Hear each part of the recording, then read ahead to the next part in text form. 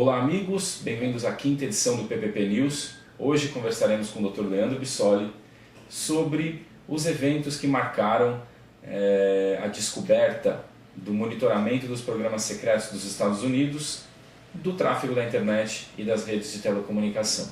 Dr. Leandro, o que a gente pode esperar desse monitoramento que foi revelado, desse programa secreto, a respeito dos impactos aqui do usuário brasileiro?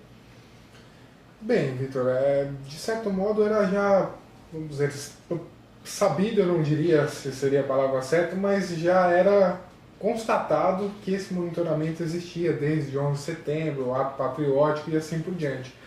O que acontece e ainda é algo um pouco obscuro, como isso era feito, né? Se existe realmente o financiamento do governo americano em cima dos provedores para passar ou fornecer, dar insumo financeiro para que forneça uma estrutura de acesso.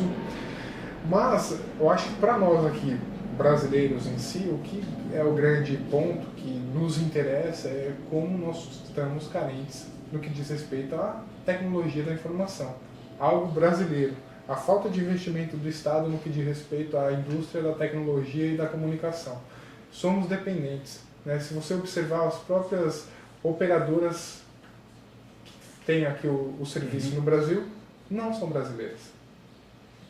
São de grandes holdings em si internacionais. Quer dizer, a gente acaba dependendo do recurso e, de certo modo, investimento de outros países para que a gente se atualize. A gente não consegue ter uma autonomia para deter o controle desse tipo de acesso, desse tipo de material. Na verdade, a gente não consegue deter o controle nem uma autonomia para produzir alguma item estratégico, por exemplo. Se a gente for pensar, tem uma empresa nacional hoje que consegue desenvolver um antivírus. A gente depende de empresas norte-americanas, da Comunidade Europeia e outras assim, né? Não tem um investimento nacional em infraestrutura, em tecnologia, no desenvolvimento em si. Se você for pensar, daqui a pouco os próprios algoritmos são todos aí internacionais que a gente implementa aqui.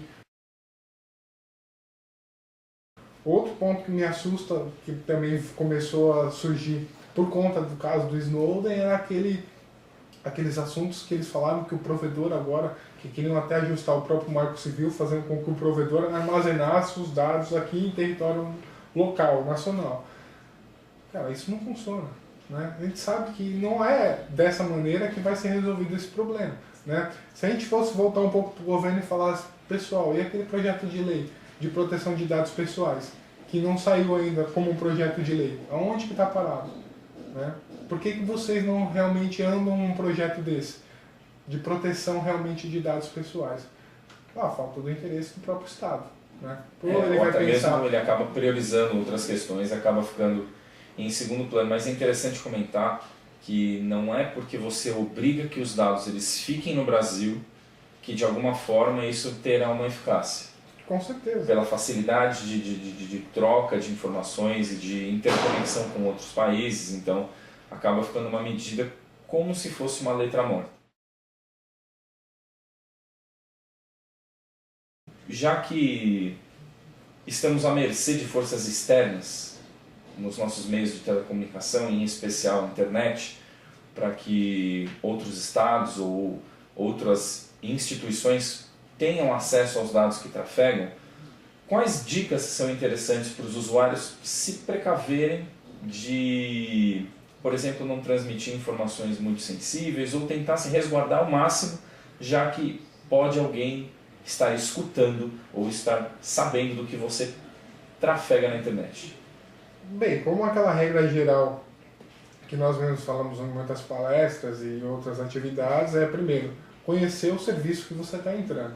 Né? E aí vai aquela coisa mais básica de ler o termo de uso, identificar se realmente está adequado com a sua finalidade para o seu uso e aí realmente aceitar, né? Assumir esse risco ou não. Um outro ponto que é interessante, mas ainda também muito pouco utilizado aqui, é o uso de controles criptográficos. Já que se você está pensando em utilizar algo ou transmitir alguma informação sensível, vamos dizer, utilize, né, alguma ferramenta de criptografia para garantir uma segurança, uma camada a mais de segurança para esse tráfego dessa informação. Porque caso caia algum monitoramento ou algo parecido, você sabe que isso não vai ser de uma maneira muito simples, né? Vamos dizer assim, analisado. Então, aí os dois grandes pontos em si que eu acredito que são o básico. Fora nosso cenário hoje de redes sociais e exposição que existe, né?